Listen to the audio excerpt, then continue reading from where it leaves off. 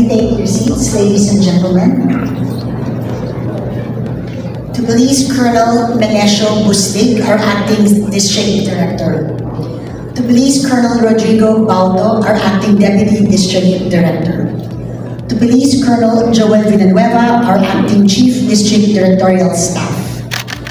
To Police Major General Magtanggol Gantula, sir, hello. Miss ka namin kayo. Good to see you. As well as other former district directors of the QCPD who are present today. To the Honorable Luisito Cortez, the third Vice Executive Judge of the RTC. To Director Ferdinand,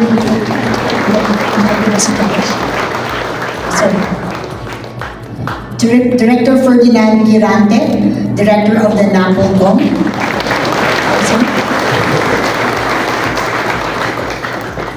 And I might add Commissioner Ralph Calinisan as well.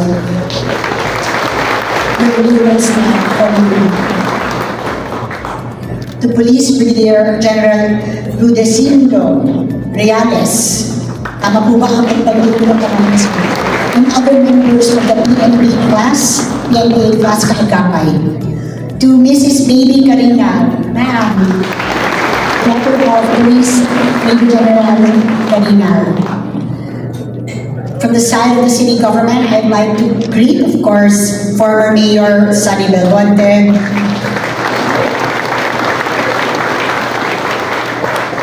our City Council represented by our Majority Floor Leader, Dorothy Galarmente. With us, the members of the executive family, who is headed by our City Administrator, Mike Aliburong.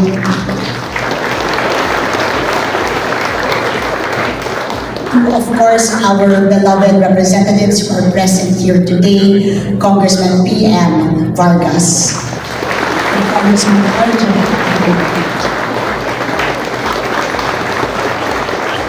To all of our stakeholders and awardees, to all of our honored guests, isang magandang umaga po sa ating lahat. Good morning. To the QCPD, happy 85th anniversary. Totoong hindi basta-basta ang selebrasyon natin ngayong araw. 85 years is no mean feat. Marami nang pinagdaanan ang QCPD sa mahaba nitong kasaysayan.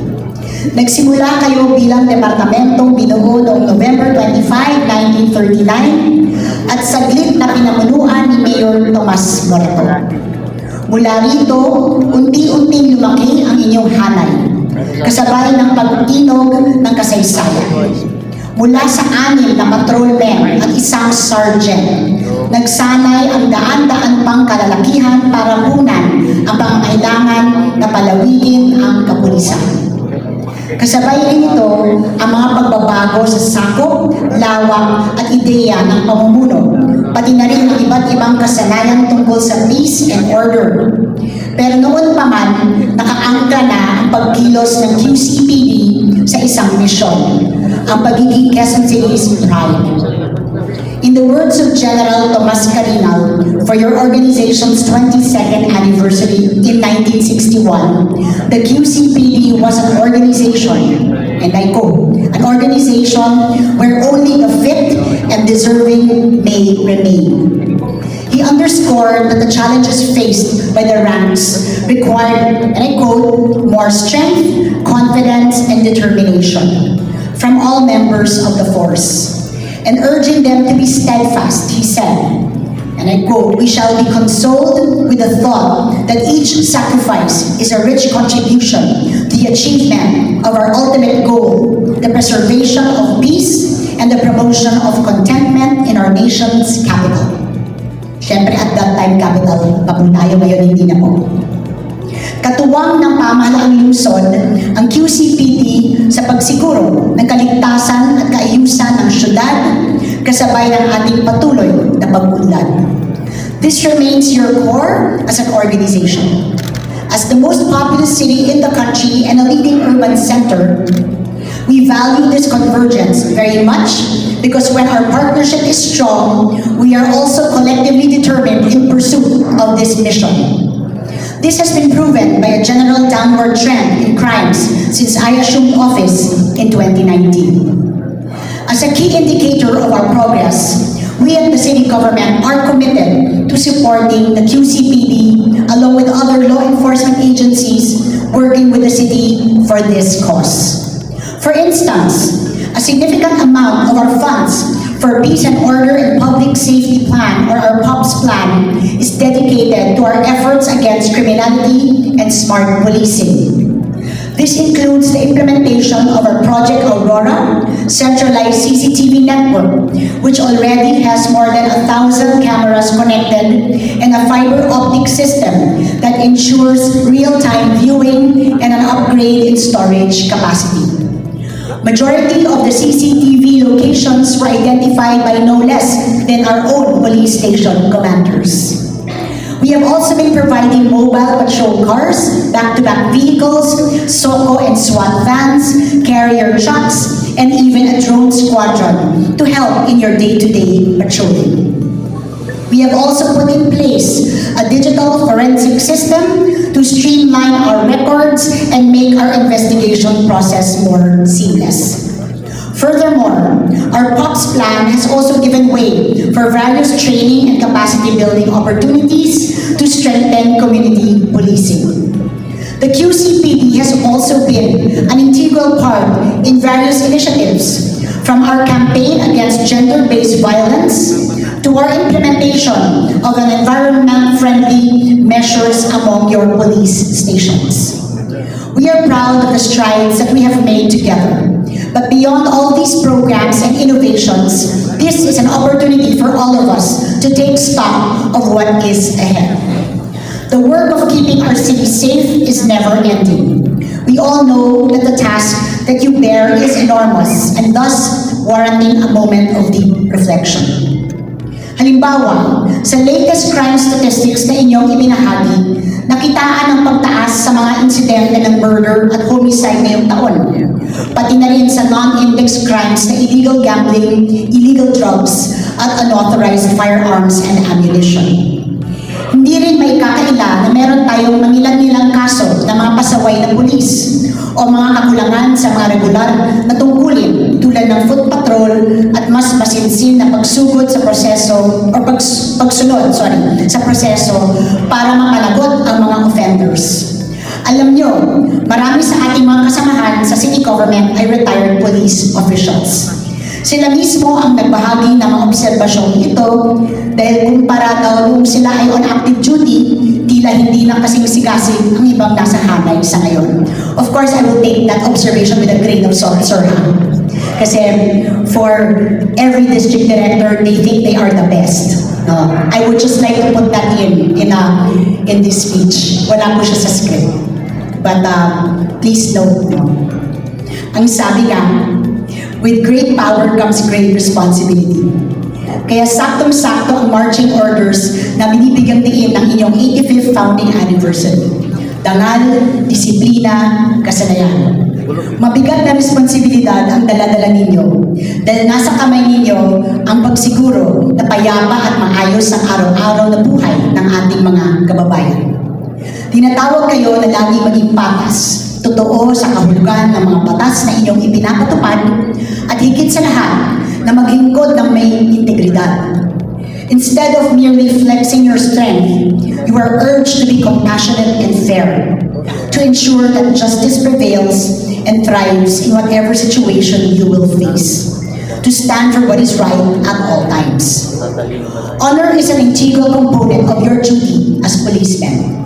I'm happy to note that reports on erring cops have become less and less over the years. Part of this is the renewed vigor of our People's Law Enforcement Board under the leadership of Attorney Ralph Galinisan, special mention ka pala dito, Ralph, who has recently been appointed as a commissioner in the NAPOLCOM. I would like to think that counterpart measures are also in place within QCPD to make sure that integrity and honor is maintained within your ranks. Meron tayong paniniwala na even just one rotten apple can destroy an entire crate. Malaki ang epekto ng bawat isang abusado o palpak na pulis sa kabuuan ng QCPD. Ang bawat isolated incident nakakadagdag lang sa hesitation ng mga kababayan natin na magtiwala. Kaya sana maging mas porsigido kayo to ensure honor and integrity within the Quezon City Police Force. A huge part of this effort is of course discipline. This, I believe, should be at the core of how you conduct yourselves every day. May nakatingin man o wala, sa loob o labas man ng duty hours. On the part of the PNP, I recall that during the pandemic, you had a robust program called the State of Discipline Project, which was under the Internal Affairs Service.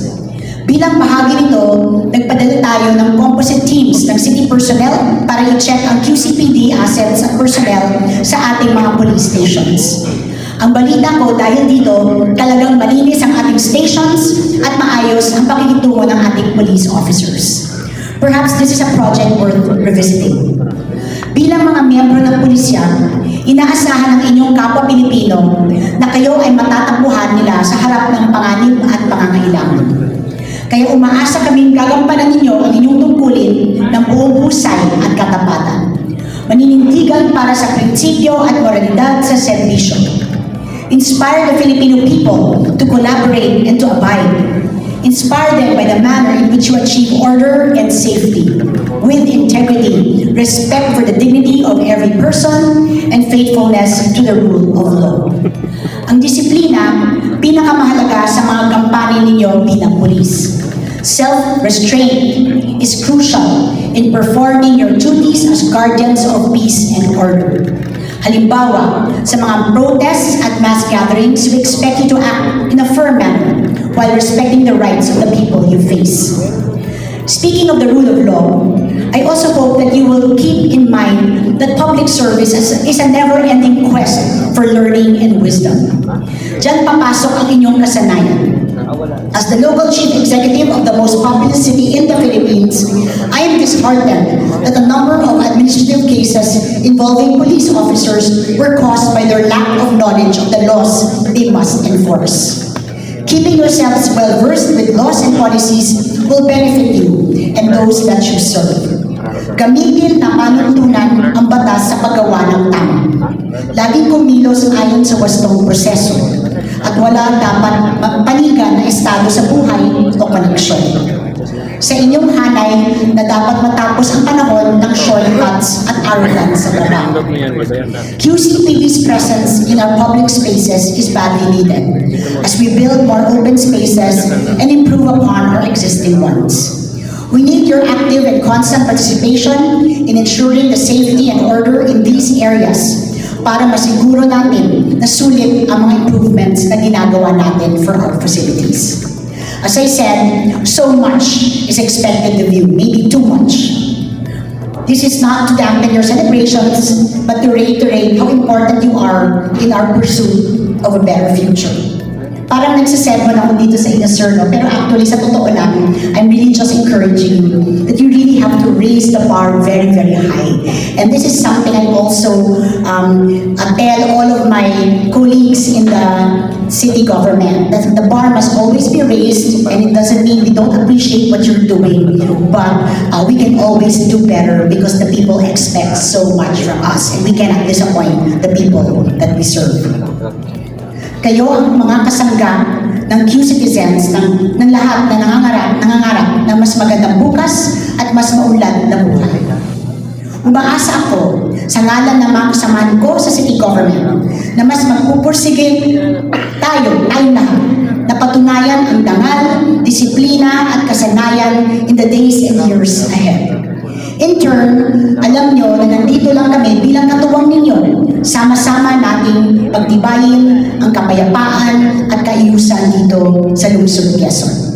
Muli, gusto ko kayong batiin ng happy 85th founding anniversary, ka-birthday nyo halos ang ating lungsod, which celebrated our 85th anniversary just last month. No?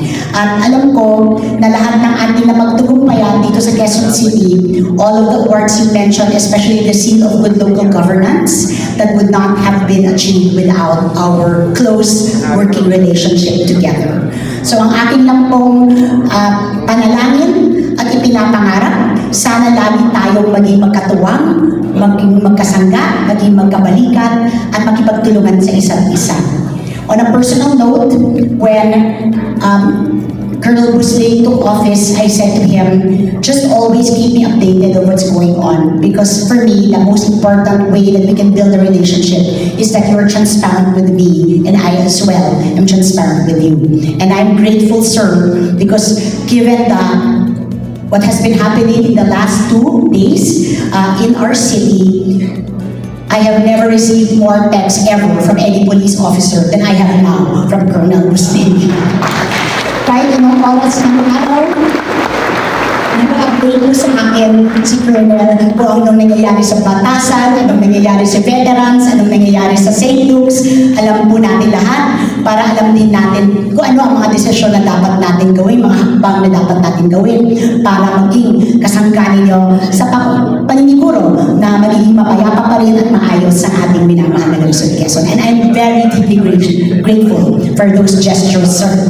So, happy anniversary, QCPD. Keep up the good work. Earlier, I mentioned in this speech, dumami, I think my speechwriter is a man. So, puro kalalakihan ang binanggit na dito. But I would like to state there are many outstanding women as well in QCPD. And I would like to thank you for the service. So, muli, maraming pong salamat. Mabuhay po tayong lahat. And God bless QCPD. Thank you very much. So, again,